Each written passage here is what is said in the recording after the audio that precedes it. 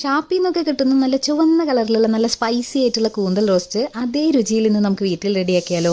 അതിനായി ഒരു ചട്ടിയിൽ വെളിച്ചെണ്ണ ഒഴിച്ച് ചൂടാകുമ്പോൾ അതിലേക്ക് തേങ്ങാക്കൊത്ത് ചേർത്ത് കൊടുക്കുക. ഒപ്പം തന്നെ ചതച്ച് വെച്ചിരിക്കുന്ന ഇഞ്ചിയും വെളുത്തുള്ളിയും ഒരു പിടി കറിവേപ്പിലയും കൂടി ചേർത്ത് മീഡിയം ഫ്ലെയിമിലിട്ട് ഇതൊന്ന് വഴറ്റിയെടുക്കാം. ഇഞ്ചിയും വെളുത്തുള്ളിയും നല്ലതുപോലെ ഒന്ന് മൊരിഞ്ഞു തുടങ്ങുന്ന സമയത്ത് കട്ട് ചെയ്ത് വെച്ചിരിക്കുന്ന ചുവന്നുള്ളിയും സവാളയും കൂടി ഇതിലേക്ക് ചേർത്ത് മീഡിയം ഫ്ലെയിമിലിട്ട് ഇതൊന്ന് വഴറ്റി കൊടുക്കുക.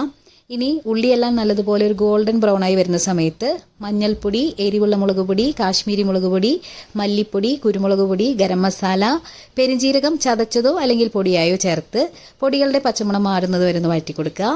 ഇനി ഇതിലേക്ക് 2 തക്കാളി കട്ട് ചെയ്തതും കൂടി ചേർത്ത് കൊടുക്കാം. തക്കാളി ഒന്ന് വേവുന്നതിനായിട്ട് ഒരു 1/4 ഗ്ലാസ് ചൂടുവെള്ളം കൂടി ചേർത്ത് ഇളക്കി കൊടുക്കുന്നുണ്ട്. ഇനി തക്കാളിയെല്ലാം നല്ലതുപോലെ വെന്ത് നല്ല മഷിയായി വരുന്ന സമയത്ത് ക്ലീൻ ചെയ്ത് വെച്ചിരിക്കുന്ന കൂന്തൽ ചേർത്ത് കൊടുക്കാം. ഹൈ ഫ്ലെയിമിലിട്ട് 1 മിനിറ്റ് നേരം ആദ്യം ഇതൊന്ന് മിക്സ് ചെയ്തെടുക്കുക. അതിനുശേഷം ഇതിലേക്ക് ആവശ്യത്തിനുള്ള ഉപ്പും കൂന്തൽ വേവാൻ ആവശ്യത്തിനുള്ള ചൂടുവെള്ളവും കൂടി ചേർത്ത് നല്ലതുപോലെ ഒന്ന് മിക്സ് ചെയ്ത് കൊടുത്തതിന് ശേഷം മൂടി വെച്ച് ഒരു 20-25 മിനിറ്റ് നേരം വരെ നമുക്കിതൊന്ന് കുക്ക് ചെയ്തെടുക്കാം. ഇടയ്ക്കൊന്ന് മൂടി തുറന്ന് ഇളക്കി കൊടുക്കാൻ മറക്കരുതേ. 25 മിനിറ്റിന് ശേഷം ഇതൊന്ന് തുറന്ന് അതിലേക്ക് ഒരു പിടി കറിവേപ്പില കൂടി ചേർത്ത് നല്ലതുപോലെ ഒന്ന് മിക്സ് ചെയ്തെടുക്കാം.